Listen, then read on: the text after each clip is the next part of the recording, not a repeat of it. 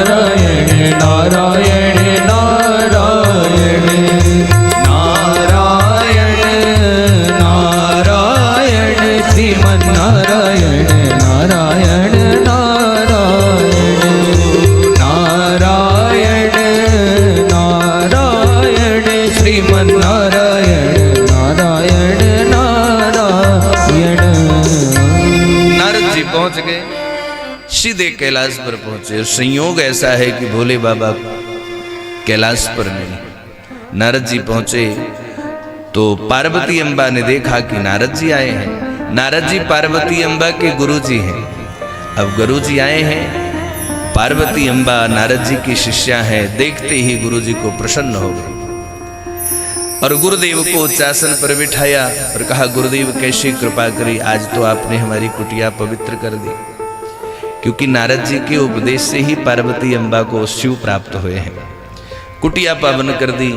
बोलो ना गुरुदेव कैसे आगमन हुआ, क्या सेवा करूं?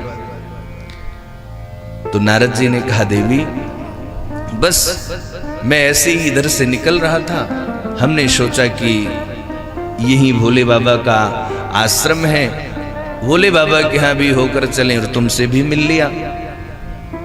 अच्छा ऐसे कैसे अचानक से आना हुआ?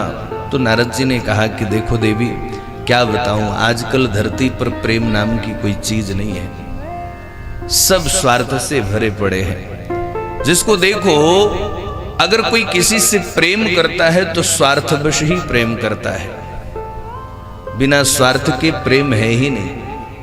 स्वार्थ ना हो तो लोग प्रेम ही न करें। कि सुर नर मुनि जन की यह रीति और स्वार्थ लागी करही सब प्रीति। देवता हो मनुष्य हो, स्वार्थ बस ही सभी प्रेम करते हैं। पार्वती अम्बा ने कहा, इस पृथ्वी पर इस दुनिया में प्रेम, अगर प्रेम कोई किसी से करता है तो जरूर उसके अंतःकरण में, उसके मूल कारण में कोई न कोई स्वार्थ जुड़ा होगा। बिना स्वार्थ के कोई किसी से प्रेम कर ही नहीं सकता। पार्वती अम्बा ने कहा, बाबा ये बात तो आप गलत बोल रहे हैं, गुरुदेव ये बात आप गलत बोल रहे हैं। अरे इसी दुनिया में हमारा कैलाश भी है, और देखो ना हमारा कैलाश, हम कहां तक कहें, कितना प्रेम हमारे इस कैलाश पर है। बताओ चूहे का सर्प से क्या प्रेम हो सकता है? चूहा और सर्प की जो दुश्मनी है वो नैसर्गिक है। मोर और सर्प का क्या प्रेम हो सकता है? लेकिन कभी वो उसके गले लगते हैं, कभी वो उसके गले लगते हैं। इनकी जो शत्रुता है वो नैसर्गिक है। भला आप ही बताइए बाबा, सिंह और बैल की कभी मैत्री हो सकती है, कभी प्रेम हो सकता है? इनका तो ये जन्मजात एक दूसरे के जानी दुश्मन है। फिर भी दोनों आपस में कभी उससे लिपटता है, वो दूसरा उससे लिपटता है। परस्पर कितना प्रेम है हमारे कैलाश पर। और मुझे देखो ना, बाबा तो हमसे कितना प्रेम करते हैं, इतना प्रेम करते हैं बाबा कि जो सबसे गोपनीय, कहते हैं ना गुरु मंत्र जो होता है वो किसी को बताया नहीं जाता। गोपनीयम गोपनीयम गोपनीयम रक्ष प्रयत्नतः, उसे गोपनीय ही रखना चाहिए। और गुरु मंत्र कभी किसी के सामने कहना भी नहीं चाहिए, क्योंकि भैया अगर कह दिया तो मंत्र निष्फल हो जाएगा। मंत्र बिल्कुल मूल रूप में काम, सूक्ष्म रूप से काम करता है। गोस्वामी तुलसीदास जी लिखते हैं कि जोग जुगोति जप मंत्र प्रभाव और फलीय तबहि जब करिय दुराव। जोग, युक्ति, जप और मंत्र ये किसी से कहना नहीं चाहिए, हम क्या कर रहे हैं, कितना कर रहे हैं। लेकिन हमारे भोले बाबा को देखिए, उन्होंने गुरु मंत्र को भी हमसे कह दिया। बताओ इससे भी ज्यादा गोपनीय कोई बात हो सकती है? सब हमसे बताया। और भला हमसे क्या स्वार्थ हो सकता है बाबा का? तो नारद जी ने कहा देवी तब तो तुम्हें यह भी बाबा ने बताया होगा कि उन्होंने जो गले में माला पहनी है मुंडों की, वह माला किसके मुंडों की है, यह भी तो आपको जरूर बताया होगा, ये बात भी आपको पता होगी। पार्वती अम्बा ने कहा सो बाबा ये बात तो बाबा ने हमें कभी नहीं बताई। अब नारद जी ने कहा देवी अब मैं तो ज्यादा कुछ कहूंगा नहीं, लेकिन आप स्वयं विचार कर लो कि बाबा आपसे कितना प्रेम करते हैं। अगर प्रेम करते होते तो जरूर बताते कि मुंडों की माला किसकी है। इतना कह करके नारद जी ने कहा देवी मुझे बहुत विलंब हो रहा है, हमें जाना होगा। नारद जी कैलाश से बाहर निकले और तब तक भोले बाबा चले आ रहे हैं। भोले बाबा अपनी मस्ती में झूमते हुए आ रहे हैं और जैसे देखा देवर्षि नारद निकल रहे हैं कैलाश से बाहर, गुफा से बाहर निकल रहे हैं। भोले बाबा ने दूर से आंकड़ा लगा लिया कि नारद बाबा कुटिया से बाहर निकल रहे हैं, हो न हो कुछ न कुछ तो गड़बड़ जरूर होगी, सब कुछ ठीक कैसे हो सकता है। इतने में जब नारद जी ने देखा कि भोले बाबा आ रहे हैं तो कदम थोड़ा जल्दी जल्दी बढ़ाने लगे, भोले बाबा की नजर न पड़े। दूर से ही भोले बाबा ने आवाज लगाई, अरे वो देवर्षि, अरे कहाँ आए और कहाँ जा रहे हो, जरा ठहरो, आओ 2 मिनट 10 मिनट बैठकर हम लोग भी सत्संग करेंगे, कुछ ज्ञान ध्यान की बातें करेंगे। नारद जी ने कहा बाबा, नारद जी ने सोचा कि यदि रुक गया तो हमारे सब की किराए पर पानी फिर जाएगा, हमें यहाँ से जाना ही होगा। तो नारद जी ने कहा बाबा कि हम रुक नहीं सकते, हम थोड़ा जल्दी में हैं, बाबा हम फिर आएंगे, हमें जाने दो। और सब बढ़िया है ना, सब ठीक है ना, नारद जी ने कहा। भोले बाबा ने कहा देवर्षि जहां आप आ जाए वहां सब ठीक कैसे रह सकता है, आप जहां पहुंच जाए वहां सब ठीक कैसे रह सकता है। नारद जी गए और भोले बाबा जब आए कुटिया में प्रविष्ट हुए, कैलाश की उस गुफा में प्रविष्ट हुए जहां पार्वती अम्बा विराजती हैं, तो देखा पार्वती अम्बा वहां है नहीं। कहाँ है? का कोप भवन में जाके बैठी है, नाराज होकर के बैठी हैं। पहले घर बनता था ना, तो घरों में एक कमरे का अलग निर्माण होता था, एक भवन का निर्माण होता था, उसे बोलते थे कोप भवन। कोप भवन का मतलब ही होता है भाई बड़े बड़े परिवार होते थे, कोई आज की तरह थोड़ी था बेटे का ब्याह हुआ तो बहू लेकर के अलग। पहले तो कई पीढ़ियां एक ही परिवार में एक ही साथ ज्वाइंट फैमिली हुआ करती थी, ऐसे परिवार हुआ करते थे, तो बड़े बड़े परिवार होते थे। अब उसमें कभी कौन नाराज हो रहा है, कौन रूठ रहा है, किसी को क्या बोल रहा है, ये बातें सबके समझ में तो आती नहीं थी। घर के मालिक तक ये बात कैसे पहुंचे, तो जिसको जब क्रोध होता था, कोई बात बुरी लग जाती थी, अपनी कोई बात रखनी होती थी, तो लोग कोप भवन का सहारा लेते थे। तो घर के लोगों को पता चल जाता था कि आज फला व्यक्ति कोप भवन में है, तो इसका मतलब वह नाराज है, तो लोग उसको जाकर के मनाते थे। पार्वती अम्बा अब आज का कोप भवन बोले तो किचन है ना, पप्पू की मम्मी नाराज हुई तो सीधे किचन में घुस गई, और उस समय अगर किसी ने बोल दिया तो उसकी खैर नहीं। बेलन चल रहा है, कोप में क्रोध में आटा, सारा गुस्सा आटे पर उतार रही है। सोचो इतना गुस्सा आटे पर उतर रहा है, आटा गूंथने में। अब ऐसे तो पप्पू के पापा को मार नहीं सकती, तो आटे पे ही सारा गुस्सा उतर रहा है। आज का कोप भवन किचन हो गया। माताएं जब नाराज होंगी तो किचन में चली जाएंगी।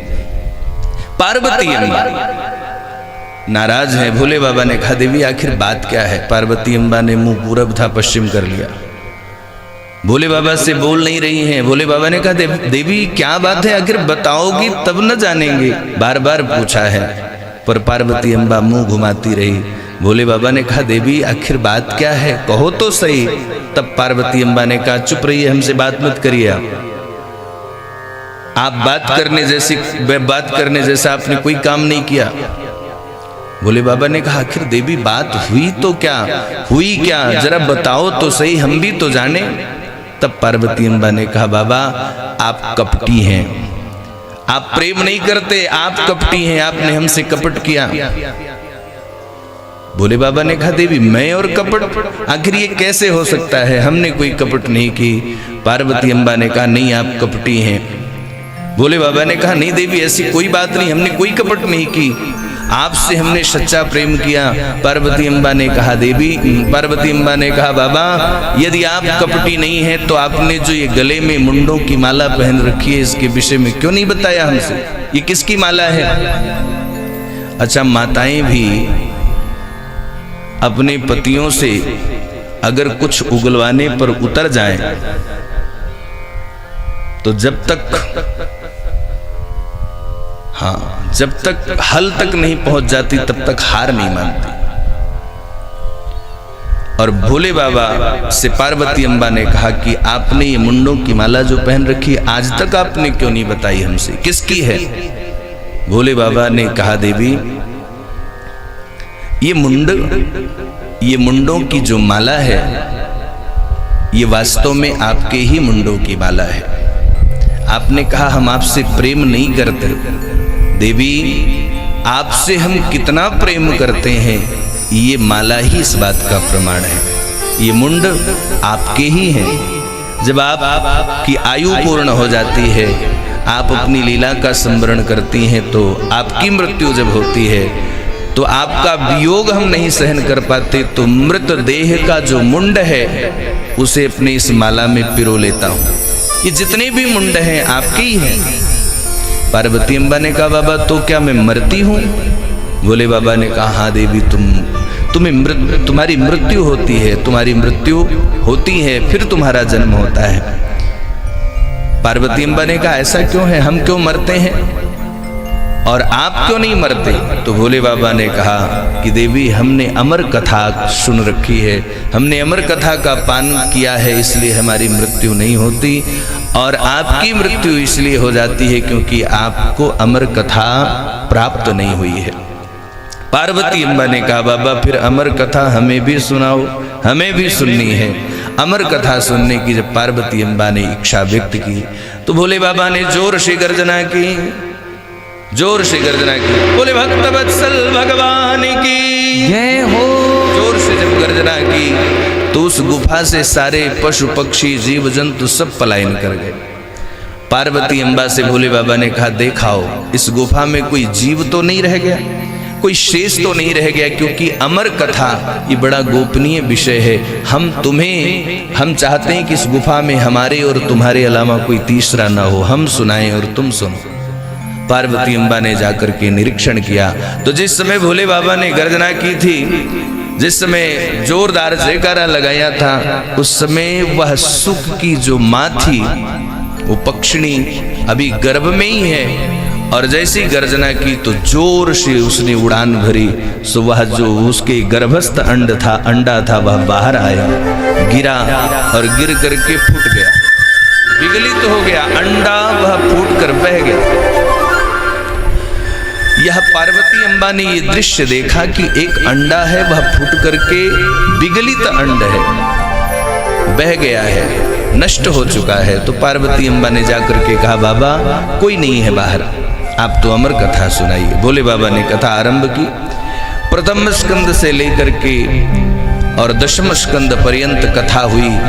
भोले बाबा कथा सुना रहे हैं और बीच में पार्वती अम्बा हुकारा भर रही है। हुकारा बोलते हैं ना, हाँ जी ना जी बोलते हैं, बीच में हुकारा भर रही है। एकादश स्कंद की कथा जब आई, नवयुगेश्वर संवाद, भागवत धर्म, संन्यास आदि का वर्णन जब भोले बाबा के द्वारा होने लगा, तो यह जो एकादश स्कंद की कथा है थोड़ी निरस है। विभूति योग आदि का वर्णन, तो ये थोड़ी निरस है। पार्वती अम्बा को यहाँ पर निद्रा आ गई, और जब पार्वती अम्बा को निद्रा आई तो पार्वती अम्बा सो गई। लेकिन अमर कथा के प्रभाव से वह जो विगलित अंड पड़ा था, जो फूट कर बह गया था, उस विगलित अंडे में भी जान आ गई। वह अंडे के रूप में परिवर्तित हुआ, और जैसे जैसे कथा बढ़ी, अंडा फूट करके जीव बाहर आ गया। और देखते ही देखते अमर कथा पी पी करके वह जो सुख सावक है, नन्हा सा सावक है, अमर कथा के प्रभाव से वह बड़ा हो गया, बड़ा हो गया, हिष्ट पुष्ट हो गया। अब उसने सोचा कि अमर कथा भोले बाबा सुना रहे हैं, पार्वती अम्बा को निद्रा आ गई और ऐसे में कहीं निद्रा आ जाने के कारण भोले बाबा कथा बंद ना कर दें, क्योंकि हुकारा कोई भरेगा नहीं तो भोले बाबा कथा बंद कर देंगे। सो पार्वती अम्बा के स्वर में स्वर मिला करके वह सुख सावक भी वैसे ही हुकारा भरने लगा। और एकादश द्वादश स्कंद की कथा जब पूर्ण हुई, भोले बाबा ने जयकारा लगाया, बोले भागवत भगवान की जय हो।